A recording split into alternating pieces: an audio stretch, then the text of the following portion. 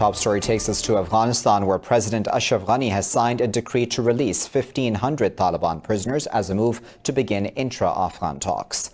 The president's spokesperson, Siddiqui, said the Taliban's written promise not to return to violence is among the preconditions for the prisoner swap. Siddiqui said Kabul will release 3,500 prisoners if the Taliban seriously reduce violence in the country. He said once intra-Afghan talks begin, the government will release 500 prisoners every 2 weeks. But the Afghanistan Independent Human Rights Commission says prisoners accused of war crimes should not be released. U.S. Special Envoy Zalmay Khalilzad has said the Taliban have already agreed to release up to 1,000 Afghan government prisoners. Khalilzad said both sides should sit down and negotiate peace for Afghanistan. Well, the United Nations has adopted a resolution supporting the Doha peace deal between the U.S. and Taliban. U.S. Envoy Zalmay Khalilzad says the resolution demonstrates the international community's confidence in the peace process. More on that now in this report.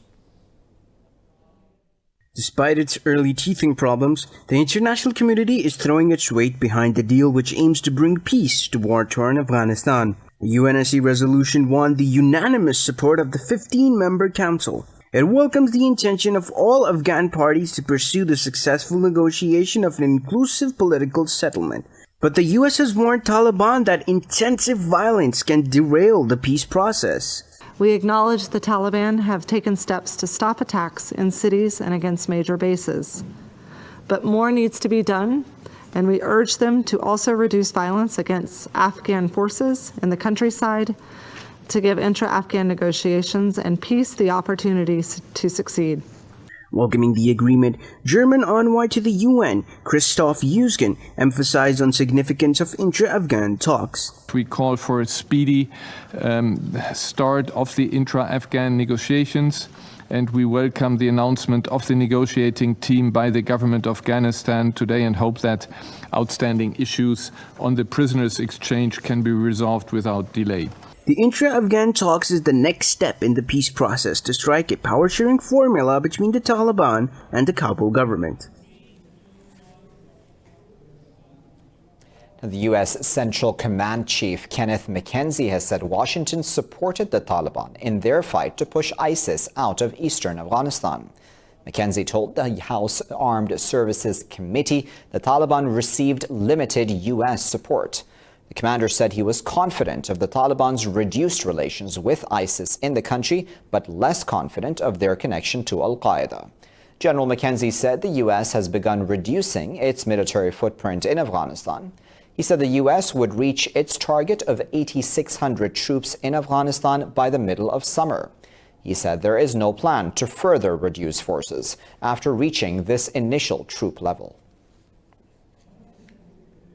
In the U.S., former Vice President Joe Biden has won the key battleground state of Michigan in the latest round of the Democratic primaries. Biden has also taken Missouri, Mississippi, and Idaho to end the hopes of his rival Vermont Senator Bernie Sanders. Results in the states of North Dakota and Washington are still being counted. Exit polls show younger voters and Muslims went for Sanders, with older voters and African Americans voting for Biden. Speaking in Philadelphia, Biden has called for party unity. And I want to thank Bernie Sanders and his supporters for their tireless energy and their passion. We share a common goal, and together we'll defeat Donald Trump. Well, both campaigns have called off planned rallies in Cleveland, citing guidance from the Ohio public health officials on the new coronavirus outbreak.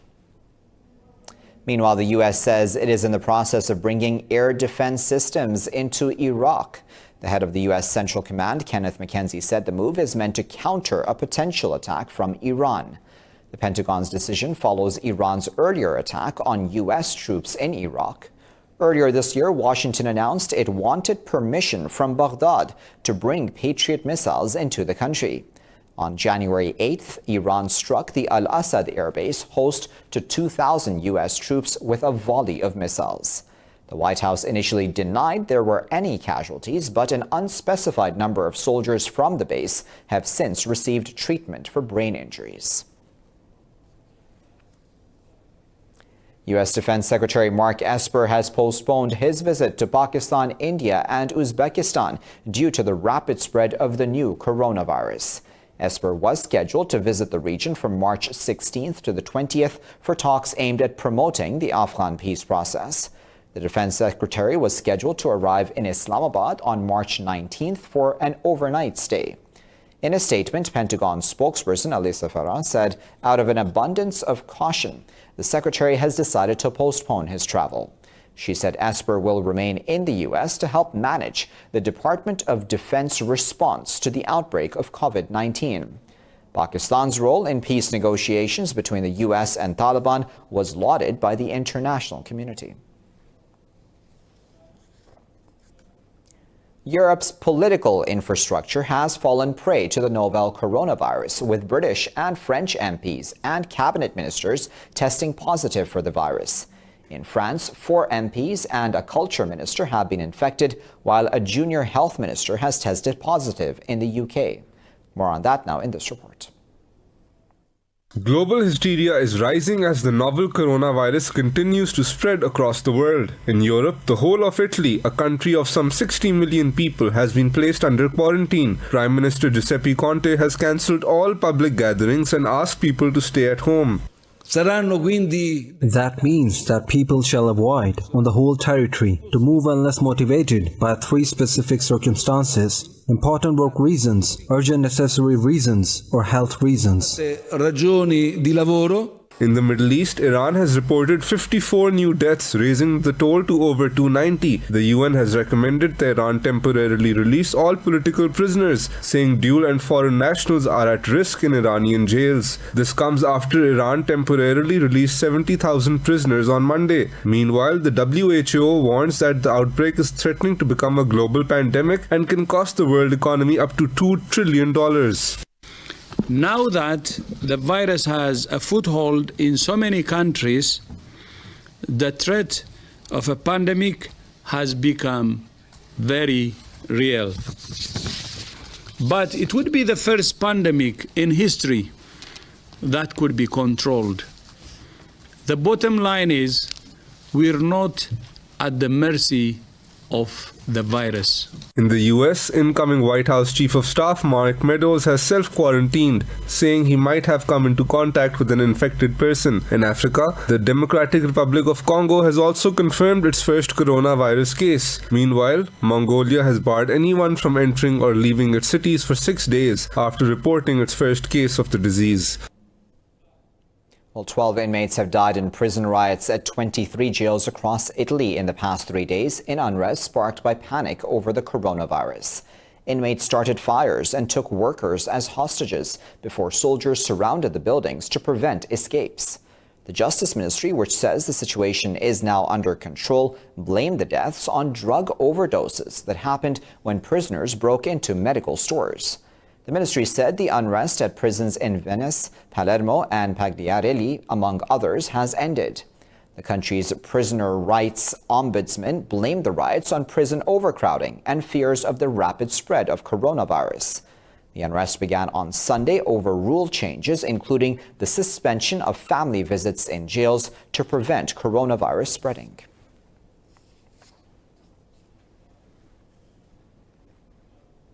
Well, we've seen the problems, the lockdowns, and fear caused by coronavirus, but what is it actually like to be infected with the virus? The patients and survivors have spoken of their experiences. The COVID-19 virus is part of the coronavirus family, like the ordinary seasonal flu. Symptoms include cough, fever, and shortness of breath. Severe cases can result in more dangerous symptoms, like pneumonia, stroke, and kidney failure. But these are only likely to be seen in senior citizens.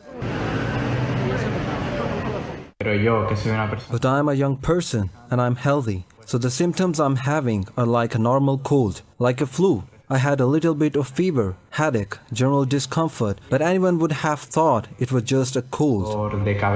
As of 3rd March, the World Health Organization estimates the virus has a mortality rate of just 3.4%. This is far lower than the 2003 SARS virus, also a member of the coronavirus group, which had a mortality rate of 10%. Many patients say the most grueling part of being infected is the isolation.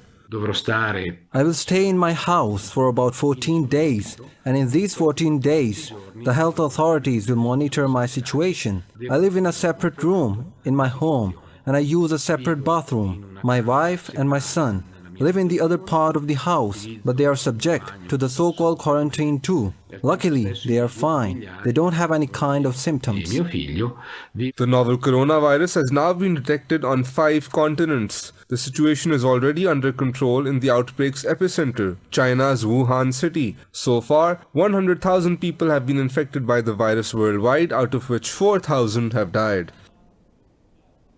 Well, in the U.S., the city of San Francisco is renting 30 recreational vehicles to homeless people. Costing just above $440,000 US. The vehicles will be available for people who have tested positive for the novel coronavirus. Find out why the city is doing this in this report. San Francisco is trying to solve 2 problems at once. What to do for people who don't have a home, and what to do for people who tested positive for coronavirus. The answer, says the city, is to rent out 30 recreational vehicles to COVID-19 patients without a place to call home but need to be isolated. The RVs have been paid for by funds made available from an emergency declaration by Mayor London Breed. Well, so as people are test positive, whether they are, they're identified through the public health system or through their healthcare provider, and it's determined that they do not have a safe place to self-isolate, then the Department of Public Health will work with the Emergency Operations Center to place people into these RVs. Officials say the object of the exercise is to protect the city's most vulnerable people, including the 8,000 or so who live in shelters, on the streets, or with family and friends. Well, I think that the mayor and the city has made it very clear that our number 1 priority is vulnerable populations, right? People that have older adults, people that have underlying medical conditions, people experiencing homelessness are often more susceptible. At the moment, the city has confirmed 14 coronavirus cases. Nationwide, 3/4 of U.S. states have COVID-19, with nearly 1,000 cases and 29 deaths. I'll be back after a break with plenty more news. Stay tuned.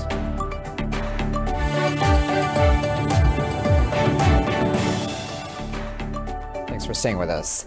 German Chancellor Angela Merkel has urged the Libyan strongman Khalifa Haftar to respect the UN-brokered ceasefire for Libya.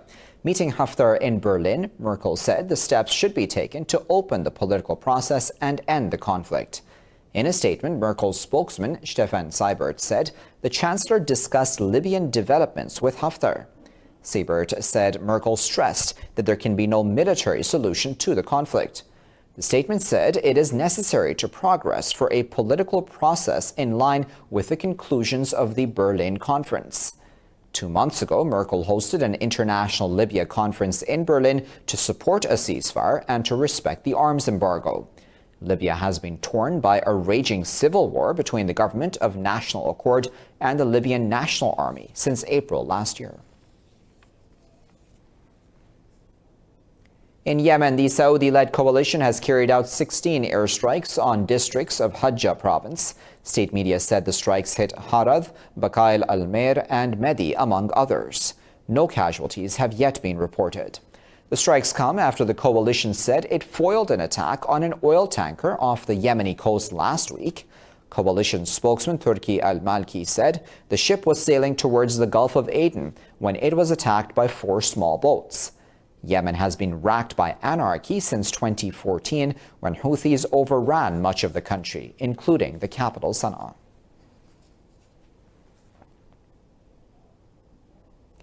Turkey says it has killed 4 militants of the Kurdistan Workers' Party in airstrikes during a counter-terrorist operation in northern Iraq. In a statement, Turkey's National Defense Ministry said military operations backed by air power were carried out in the Hakurk region.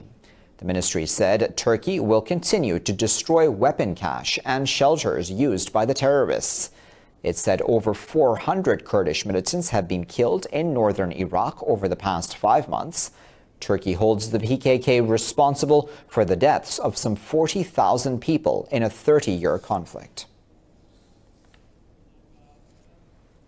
In Syria, 3 people have been killed by a landmine left behind by rebels in northern Hama province. State media said the mine exploded in agricultural land surrounding the city of Murek. It said rebels have left mines in much of the northern countryside.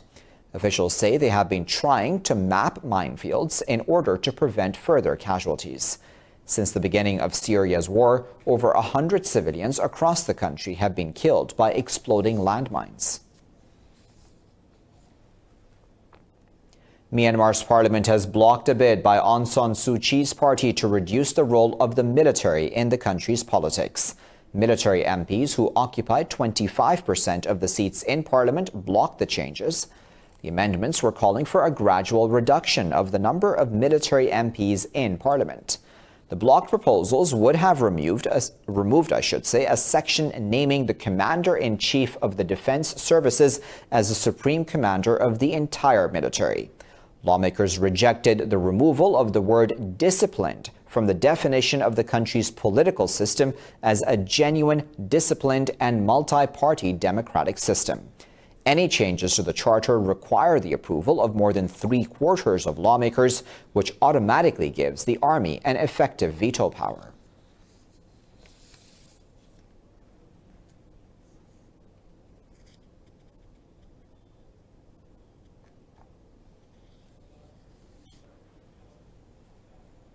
On to Costa Rica now, where authorities have seized 3 tons of cocaine from a boat off the Panama coast. It was being transported from Colombia through the Caribbean Sea. Panamanian authorities detected the boat in waters off the coast and alerted Costa Rica officials. Security forces arrested 4 people on the boat. 3 of the detained people are Colombian citizens. Another is from Nicaragua. Costa Rica's public security minister said the cocaine was probably destined for Europe.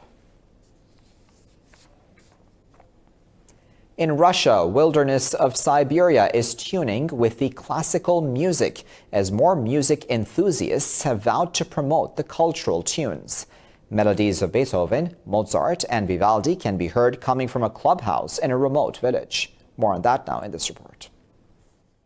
In the vast, wild, and rugged land of Siberia, a local farmer, Rusanov, is an enthusiast of classical music. After tending to his goats and chickens at home, Rusanov indulges in the melodies. The music lover makes an orchestra, and the group enjoy playing Beethoven, Mozart, and Vivaldi.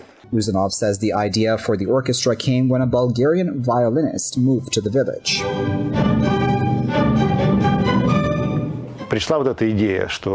Once we got an idea, the first violinist in the orchestra came from Bulgaria, and we dreamt of setting up a symphony orchestra. He'd only just come from Sofia, from Bulgaria, from the seaside, so to say, and we kept dreaming about it. He worked with me. In the end, we decided that we needed to start, and the guys told me it would be good to have live music. Rusanov says that at the beginning he started playing simple pieces and later got to the Mozart and Beethoven. He's relieved that the classical music is getting popular.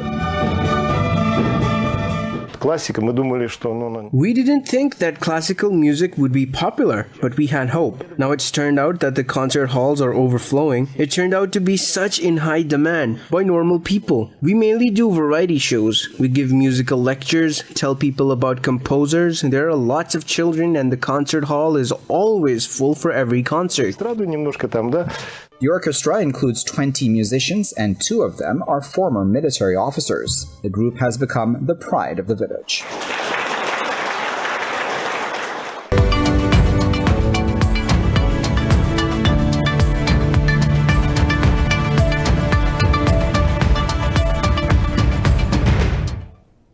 U.S. President Donald Trump and Saudi Arabia's Crown Prince Mohammed bin Salman have discussed the ongoing oil crisis over the phone. Oil prices jumped about 8% a day after hitting a 30-year low following the kingdom's announcement of plans to ramp up production. The dramatic drops were triggered by a row between Saudi Arabia and Russia over oil outputs. Saudi Arabia said it would slash prices and pump more oil, sparking fears of a price war. This came after Russia rejected an OPEC proposal to cut supplies to cope with lower demand due to the coronavirus outbreak.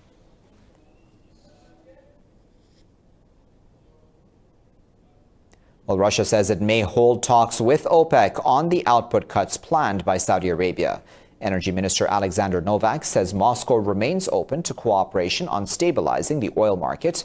Oil prices, as I said, jumped 8% a day after they hit a 30-year low, with Saudi Arabia preparing to boost production. Russia had earlier refused to cut supplies as proposed by OPEC. The British government has defeated the first rebellion from its own MPs over plans to allow Huawei to be used in the country's 5G mobile network. Several conservatives backed an amendment to end the Chinese firm's involvement in the project by the start of 2023. Despite the government's promises of a new bill to address their concerns, rebel MPs pushed their plan to a vote. But with a large Commons majority, the government won with 24 votes. Other countries, including the US and Australia, have banned Huawei from their networks and have criticized the UK's decision.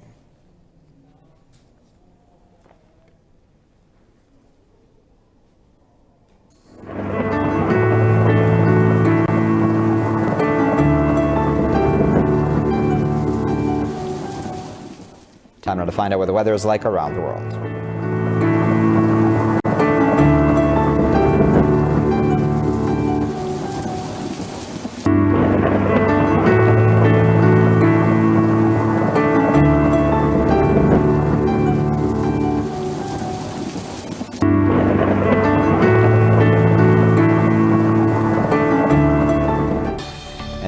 You're all caught up. Of course, for the latest updates on these and other stories, you can always follow us on our social media at Indus.news. Thanks for watching this bulletin.